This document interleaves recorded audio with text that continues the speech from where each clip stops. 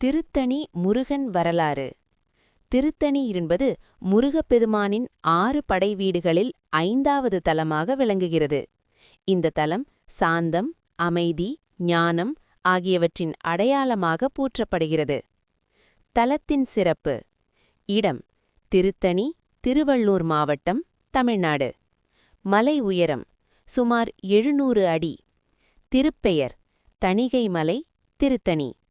புராண வரலாறு.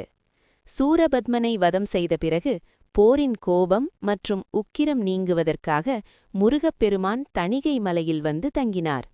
இங்கு அவர் சாந்த ஸ்வரூபனாக அருள் பாலிக்கிறார். அதனால் திருத்தணி என்பது அமைதியின் தலம் என அழைக்கப்படுகிறது. வள்ளி திருமணம். முருகப்பெருமானின் 2வது திருமணம் வள்ளி தேவியுடன் திருத்தணியில் நடைபெற்றதாக கூறப்படுகிறது.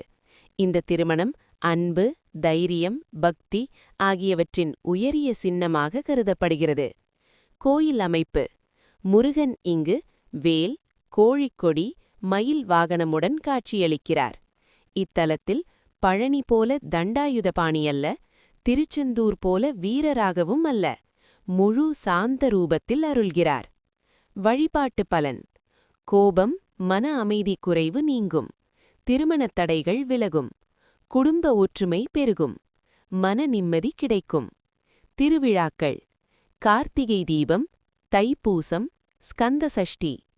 ஆன்மீக பொருள்.